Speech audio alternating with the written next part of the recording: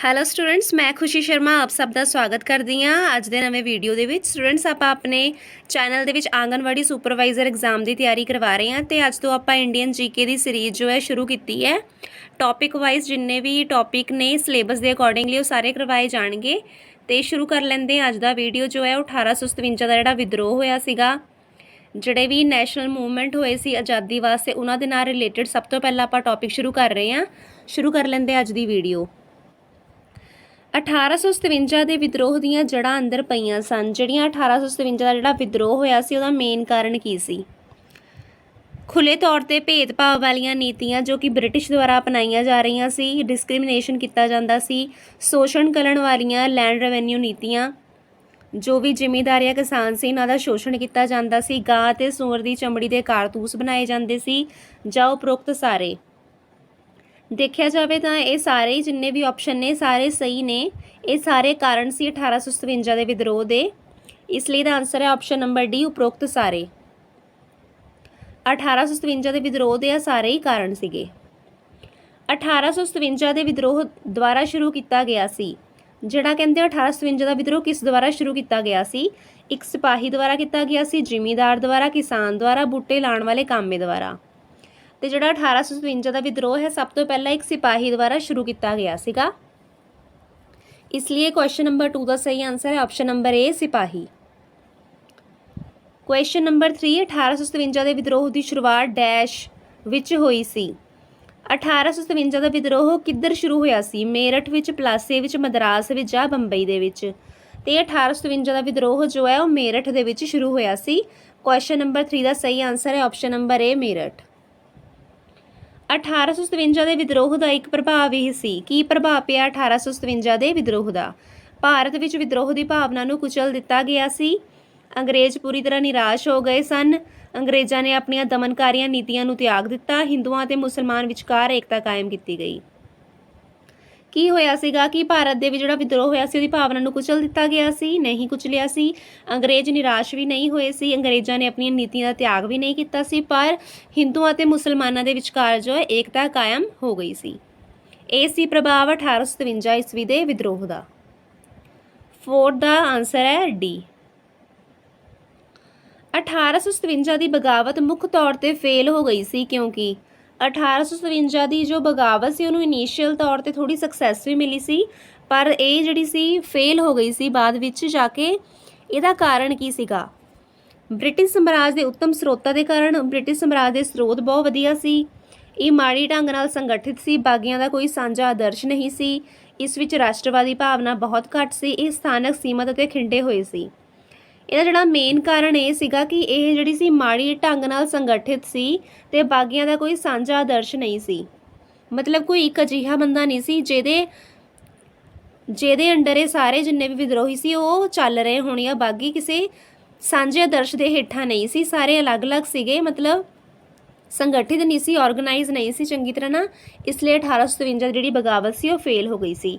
ਪੰਜਵੇਂ ਦਾ ਆਨਸਰ ਹੈ option number B. Indian national Congress ਨੇ ਇੱਥੇ ਆਯੋਜਿਤ ਆਪਣੇ ਸੈਸ਼ਨ ਵਿੱਚ ਮਸ਼ਹੂਰ ਪੂਰਨ ਸਵਰਾਜ ਪੂਰੀ ਆਜ਼ਾਦੀ ਮਤਾਂ ਨੂੰ ਅਪਣਾਇਆ ਸੀ।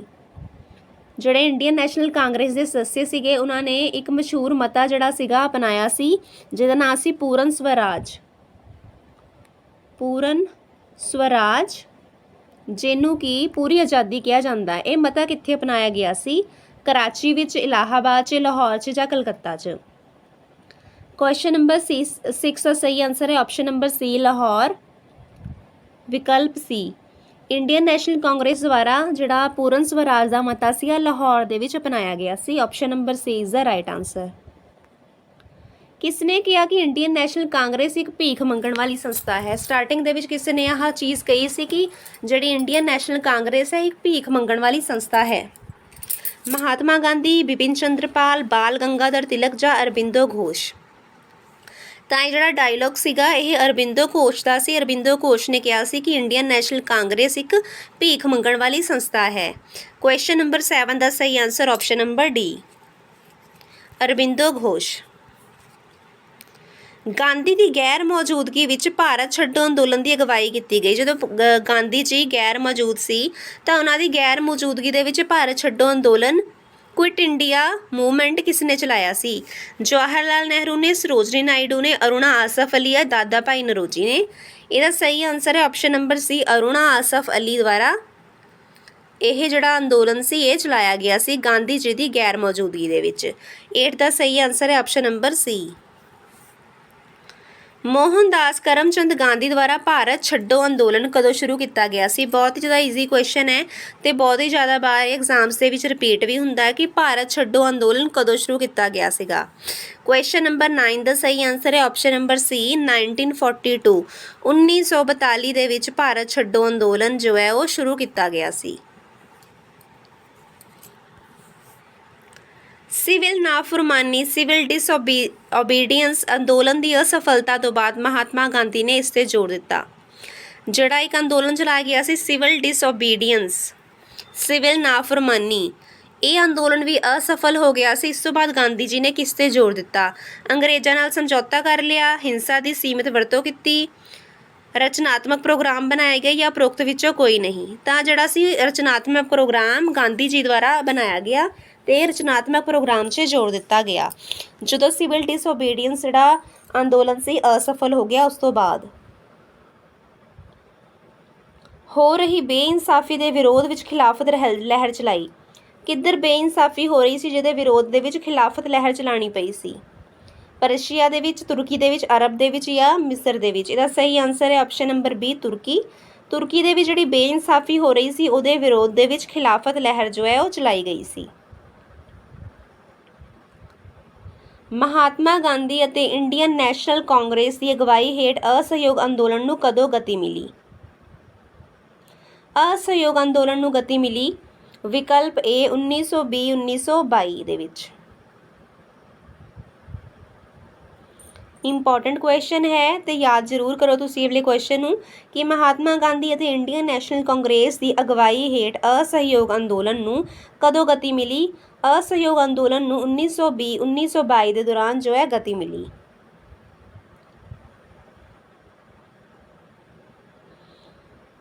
ਬੰਗਾਲ ਵਿੱਚ ਸਵਦੇਸ਼ੀ ਅੰਦੋਲਨ ਕਦੋਂ ਸ਼ੁਰੂ ਹੋਇਆ? ਇਹ ਕੁਐਸਚਨ ਵੀ ਬਹੁਤ ਇੰਪੋਰਟੈਂਟ ਹੈ। ਬੰਗਾਲ ਦੇ ਵਿੱਚ ਜੋ ਹੈ 1905 ਦੇ ਵਿੱਚ। 13ਵੇਂ ਦਾ ਆਪਸ਼ਨ ਨੰਬਰ ਬੀ ਵਿਕਲਪ ਬੀ 1905 ਦੇ ਵਿੱਚ ਬੰਗਾਲ ਦੇ ਵਿੱਚ ਸਵਦੇਸ਼ੀ ਅੰਦੋਲਨ ਸ਼ੁਰੂ ਕੀਤਾ ਗਿਆ। 1905 ਇਹਦਾ ਰਾਈਟ ਆਨਸਰ ਹੈ।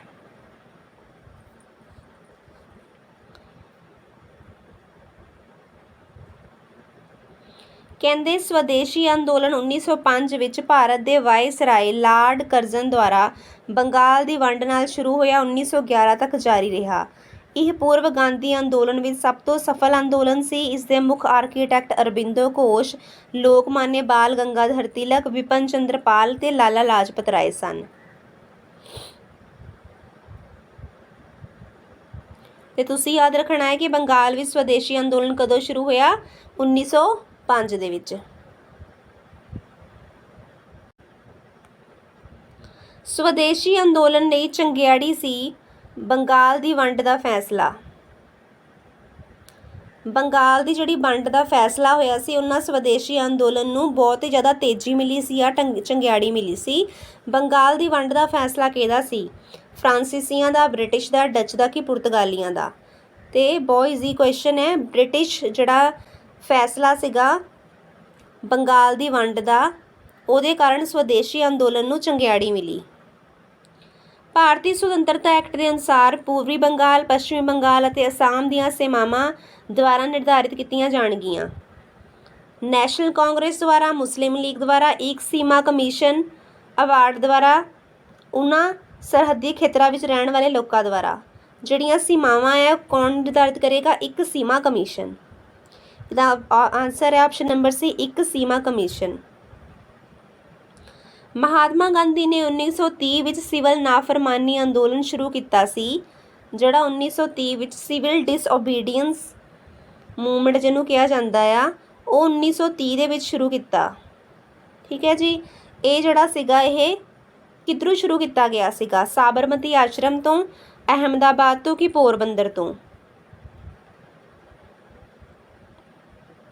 ਇਹਦਾ ਆਨਸਰ ਹੈ ਆਪਸ਼ਨ ਨੰਬਰ ਏ ਸਾਬਰਮਤੀ ਆਸ਼ਰਮ ਤੋਂ ਜਿਹੜਾ ਹੈ ਸਿਵਲ ਨਾਫਰਮਾਨੀ ਅੰਦੋਲਨ ਸ਼ੁਰੂ ਕੀਤਾ ਗਿਆ ਸੀ। ਮੋਹਨਦਾਸ ਕਰਮਚੰਦ ਗਾਂਧੀ ਦੁਆਰਾ ਭਾਰਤ ਛੱਡੋ ਅੰਦੋਲਨ ਕਦੋਂ ਸ਼ੁਰੂ ਕੀਤਾ ਗਿਆ? ਆਪਾਂ ਇਹ ਕੁਐਸਚਨ ਪਹਿਲਾਂ ਵੀ ਕਰ ਚੁੱਕੇ ਹਾਂ। ਆਪਸ਼ਨ ਨੰਬਰ ਸੀ 1942 ਵਿੱਚ ਭਾਰਤ ਛੱਡੋ ਅੰਦੋਲਨ ਜੋ ਹੈ ਉਹ ਸ਼ੁਰੂ ਕੀਤਾ ਗਿਆ। ਉੱਘੇ ਤਮਿਲ ਕਵੀ ਸੀ ਸੁਬਰਮਣਿਆ ਭਾਰਤੀ ਰਾਸ਼ਟਰੀ ਕਾਂਗਰਸ ਦੇ ਹੇਠ ਲਿਖੇ ਅੰਦੋਲਨਾਂ ਵਿੱਚੋਂ ਕਿਸ ਨਾਲ ਜੁੜੇ ਹੋਏ ਸਨ? ਜਿਹੜੇ ਤਮਿਲ ਕਵੀ ਸੀ ਜਿਨ੍ਹਾਂ ਦਾ ਨਾਮ ਸੀ ਸੁਬਰਮਣਿਆ ਭਾਰਤੀ। ਇਹ ਕਿਹੜੇ ਅੰਦੋਲਨ ਨਾਲ ਜੁੜੇ ਸੀ? ਕੱਟੜਪੰਥੀ ਅੰਦੋਲਨ ਨਾਲ, ਅਸਹਿਯੋਗ ਅੰਦੋਲਨ ਨਾਲ, ਸਿਵਲ ਨਾਫਰਮਾਨੀ ਅੰਦੋਲਨ ਨਾਲ ਜਾਂ ਭਾਰਤ ਛੱਡੋ ਅੰਦੋਲਨ ਦੇ ਨਾਲ? ਇਹ ਕੱਟੜਪੰਥੀ ਅੰਦੋਲਨ ਦੇ ਨਾਲ ਜੁੜੇ ਹੋਏ ਸੀ, ਜਿਸ ਨੂੰ ਐਕਸਟ੍ਰੀਮਿਸਟ ਵੀ ਕਿਹਾ ਜਾਂਦਾ ਹੈ ਇੰਗਲਿਸ਼ ਦੇ ਵਿੱਚ, ਐਕਸਟ੍ਰੀਮਿਸਟ ਮੂਵਮੈਂਟ। ਨੈਕਸਟ ਕੁਐਸਚਨ ਹੈ 1857 ਦੀ ਬਗਾਵਤ ਤੋਂ ਤੁਰੰਤ ਬਾਅਦ ਬੰਗਾਲ ਵਿੱਚ ਹੇਠ ਲਿਖਿਆਂ ਵਿੱਚੋਂ ਕਿਹੜੀ ਉਥਲ-ਪੁਥਲ ਹੋਈ? ਸਥਾਲ ਬਗਾਵਤ, ਇੰਡੀਗੋ ਗੜਬੜ, ਸੰਨਿਆਸੀ ਬਗਾਵਤ, ਪਬਨਾ ਗੜਬੜ। ਇੰਡੀਗੋ ਗੜਬੜ ਜਿਹੜੀ ਹੈ ਉਹ 1857 ਦੀ ਬਗਾਵਤ ਤੋਂ ਤੁਰੰਤ ਬਾਅਦ ਬੰਗਾਲ ਦੇ ਵਿੱਚ ਹੋਈ ਸੀ। ਵਿਕਲਪ ਬੀ ਇੰਡੀਗੋ ਗੜਬੜ। ਗਦਰ ਪਾਰਟੀ ਦੀ ਸਥਾਪਨਾ ਨਵੰਬਰ 1913 ਸੈਨ ਫਰਾਂਸਿਸਕੋ ਅਮਰੀਕਾ ਵਿਖੇ ਕੀਤੀ ਗਈ ਤੇ ਇਹ ਕਿਸ ਦੁਆਰਾ ਕੀਤੀ ਗਈ ਸੀ? ਮੈਡਮ ਪਿਕਾਜੀ ਕਾਮਾ, ਲਾਲਾ ਹਰਦਿਆਲ, ਸ਼ਿਆਮਜੀ ਕ੍ਰਿਸ਼ਨਾ ਵਰਮਾ, ਏ ਅਤੇ ਬੀ ਦੋਵੇਂ। ਇਹਦਾ ਆਨਸਰ ਹੈ ਵਿਕਲਪ ਬੀ ਲਾਲਾ ਹਰਦਿਆਲ। ਇਹ ਵੀ ਤੁਸੀਂ ਯਾਦ ਰੱਖਣਾ ਹੈ ਕਿ ਗਦਰ ਪਾਰਟੀ ਦੀ ਸਥਾਪਨਾ ਕਦੋਂ ਹੋਈ? ਗਦਰ ਪਾਰਟੀ ਦੀ ਸਥਾਪਨਾ ਹੋਈ ਸੀ 1913 ਸੈਨ ਫਰਾਂਸਿਸਕੋ ਅਮਰੀਕਾ ਦੇ ਵਿੱਚ ਲਾਲਾ ਹਰਦਿਆਲ ਦੁਆਰਾ।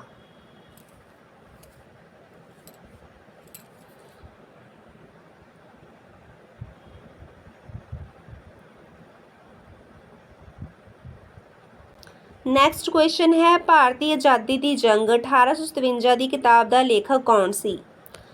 ਤੇ ਇੱਕ ਜਿਹੜੀ ਬੁੱਕ ਸੀਗੀ 1857 ਭਾਰਤੀ ਆਜ਼ਾਦੀ ਦੀ ਜੰਗ, ਇਹਦਾ ਲੇਖਕ ਕੌਣ ਸੀ? ਸਰ ਸੈਯਦ ਅਹਿਮਦ ਖਾਨ, ਵਿਨਾਇਕ ਦਾਮੋਦਰ ਸਾਵਰਕਰ ਮਜੂਮਦਾਰ। 21 ਦਾ ਸਹੀ ਆਨਸਰ ਹੈ option number B Vinayak Damodar Savarkar. ਭਾਰਤੀ ਆਜ਼ਾਦੀ ਦੀ ਜੰਗ 1857 ਦੇ ਲੇਖਕ ਸੀ ਵਿਨਾਇਕ ਦਾਮੋਦਰ ਸਾਵਰਕਰ। ਕਿਸ ਦੁਆਰਾ ਭੂਦਾਨ ਅੰਦੋਲਨ ਸ਼ੁਰੂ ਕੀਤਾ ਗਿਆ? ਬਹੁਤ ਈਜ਼ੀ ਕੁਐਸਚਨ ਹੈ ਤੇ ਬਹੁਤ ਇੰਪੋਰਟੈਂਟ ਵੀ ਹੈ। ਭੂਦਾਨ ਅੰਦੋਲਨ MK ਗਾਂਧੀ, ਆਚਾਰਿਆ ਕ੍ਰਿਪਲਾਨੀ, ਜੈ ਪ੍ਰਕਾਸ਼ ਨਾਰਾਇਣ ਕੀ ਵਿਨੋਬਾ ਭਾਵੇ। ਜਿਹੜਾ ਭੂਦਾਨ ਅੰਦੋਲਨ ਹੈ ਉਹ ਵਿਨੋਬਾ ਭਾਵੇ ਦੁਆਰਾ ਸ਼ੁਰੂ ਕੀਤਾ ਗਿਆ ਸੀ। ਅਸਹਿਯੋਗ ਅੰਦੋਲਨ ਨੂੰ ਫਰਵਰੀ 1922 ਵਿੱਚ ਕਿਸ ਕਾਰਨ ਮੁਅੱਤਲ ਕਰ ਦਿੱਤਾ ਗਿਆ ਸੀ? ਅਸਹਿਯੋਗ ਅੰਦੋਲਨ ਨੂੰ ਚੋਰੀ ਚੋਰਾ ਕਾਂਡ ਕਾਰਨ, ਹਿੰਦੂ ਮੁਸਲਿਮ ਦੰਗੇ ਕਾਰਨ, ਮਹਾਤਮਾ ਗਾਂਧੀ ਦੀ ਗ੍ਰਿਫਤਾਰੀ ਅਤੇ 6 ਸਾਲ ਦੀ ਕੈਦ ਦੇ ਕਾਰਨ। ਇਹਦਾ ਆਨਸਰ ਹੈ ਆਪਸ਼ਨ ਨੰਬਰ ਏ ਚੋਰੀ ਚੋਰਾ ਕਾਂਡ ਦੇ ਕਾਰਨ ਅਸਹਿਯੋਗ ਅੰਦੋਲਨ ਨੂੰ ਮੁਅੱਤਲ ਕਰ ਦਿੱਤਾ ਗਿਆ ਸੀ ਫਰਵਰੀ 1922 ਦੇ ਵਿੱਚ। ਕਿਸ ਨੇ ਦੱਸਿਆ ਕਿ ਇੰਡੀਅਨ ਨੈਸ਼ਨਲ ਕਾਂਗਰਸ ਸਿਰਫ ਸੂਖਮ ਘੱਟ ਗਿਣਤੀਆਂ ਦੀ ਨੁਮਾਇੰਦਗੀ ਕਰਦੀ ਹੈ? ਕਿਸੇ ਨੇ ਇਹ ਸਟੇਟਮੈਂਟ ਦਿੱਤੀ ਸੀ ਕਿ ਜਿਹੜੀ ਇੰਡੀਅਨ ਨੈਸ਼ਨਲ ਕਾਂਗਰਸ ਆ ਉਹ ਸੂਖਮ ਘੱਟ ਗਿਣਤੀਆਂ ਦੀ ਨੁਮਾਇੰਦਗੀ ਕਰਦੀ ਹੈ। ਲਾਰਡ ਕਰਜ਼ਨ, ਲਾਰਡ ਡਫਰਿਨ, ਲਾਰਡ ਮਿੰਟੋ ਜਾਂ ਇਹਨਾਂ ਵਿੱਚੋਂ ਕੋਈ ਨਹੀਂ। ਇਹਦਾ ਆਨਸਰ ਹੈ ਆਪਸ਼ਨ ਨੰਬਰ ਬੀ ਲਾਰਡ ਡਫਰਿਨ ਨੇ ਕਿਹਾ ਸੀ ਕਿ ਜਿਹੜੀ ਇੰਡੀਅਨ ਨੈਸ਼ਨਲ ਕਾਂਗਰਸ ਹੈ ਉਹ ਸੂਖਮ ਘੱਟ ਗਿਣਤੀਆਂ ਦੀ ਨੁਮਾਇੰਦਗੀ ਕਰਦੀ ਹੈ। ਮਹਾਤਮਾ ਗਾਂਧੀ ਦੇ ਲੂਣ ਸੱਤਿਆਗ੍ਰਹਿ ਦੇ ਵਲੰਟੀਅਰ ਕਿੰਨੇ ਦਿਨ ਚੱਲੇ? ਇਹਦਾ ਆਨਸਰ ਹੈ ਆਪਸ਼ਨ ਨੰਬਰ ਏ 24। ਜਿਹੜੇ ਮਹਾਤਮਾ ਗਾਂਧੀ ਦੇ ਨਮਕ ਸੱਤਿਆਗ੍ਰਹਿ ਦੇ ਵਲੰਟੀਅਰ ਸੀ ਉਹ 24 ਦਿਨ ਚੱਲੇ ਸੀ ਤੇ 78 ਵਲੰਟੀਅਰ ਸੀਗੇ। ਇਹ ਗੱਲ ਯਾਦ ਰੱਖਣੀ ਹੋਗਾ ਕਿੰਨੇ ਵਲੰਟੀਅਰ ਸੀ? 78 ਵਲੰਟੀਅਰ ਸੀ। ਉਹ ਲਗਾਤਾਰ 24 ਦਿਨ ਪੈਦਲ ਚੱਲੇ ਸੀ। ਠੀਕ ਹੈ ਜੀ। ਤੇ ਸਟੂਡੈਂਟਸ ਅੱਜ ਦੀ ਵੀਡੀਓ ਦੇ ਵਿੱਚ ਬਸ ਇੰਨੇ ਕੋਈ ਕੁਐਸਚਨ ਆਪਾਂ ਕਵਰ ਕਰ ਰਹੇ ਹਾਂ। ਜੇਕਰ ਤੁਹਾਨੂੰ ਇਹ ਕੁਐਸਚਨ ਆਨਸਰ ਜਾਂ ਸੀਰੀਜ਼ ਜੋ ਹੈ ਸਾਡੀ ਪਸੰਦ ਆ ਰਹੀ ਹੈ ਤੁਸੀਂ ਕਮੈਂਟ ਸੈਕਸ਼ਨ 'ਤੇ ਦੱਸੋ ਤਾਂ ਕਿ ਅਸੀਂ ਇਸ ਸੀਰੀਜ਼ ਨੂੰ ਕੰਟੀਨਿਊ ਰੱਖ ਸਕੀਏ। ਤੇ ਜਦੋਂ ਤੱਕ ਆਂਗਨਵਾੜੀ ਸੁਪਰਵਾਈਜ਼ਰ ਦਾ ਐਗਜ਼ਾਮ ਨਹੀਂ ਹੁੰਦਾ ਤਦ ਤੱਕ ਆਪਾਂ ਇੰਡੀਅਨ GK ਨੂੰ ਵੀ ਕਵਰ ਕਰ ਲਵਾਂਗੇ ਤੇ 1-2 ਸਬਜੈਕਟ ਹੋਰ ਵੀ ਕਵਰ ਕਰ ਲਵਾਂਗੇ। ਤੇ ਤੁਹਾਨੂੰ ਵੀਡੀਓ ਕਿਹੋ ਜਿਹੀ ਲੱਗੀ ਕਮੈਂਟ ਸੈਕਸ਼ਨ ਦੇ ਵਿੱਚ ਦੱਸਿਓ। ਤੇ ਜੇਕਰ ਤੁਹਾਨੂੰ ਵੀਡੀਓ ਪਸੰਦ ਆਈ ਹੋਵੇ ਚੈਨਲ ਨੂੰ ਸਬਸਕ੍ਰਾਈਬ ਕਰ ਲਵੋ, ਲਾਈਕ ਕਰ ਲਵੋ, ਸ਼ੇਅਰ ਕਰ ਲਵੋ। ਮਿਲਦੇ ਹਾਂ ਅਗਲੀ ਵੀਡੀਓ ਦੇ ਵਿੱਚ। ਤਦ ਤੱਕ ਲਈ ਰੱਬ ਰਾਖਾ। ਧੰਨਵਾਦ।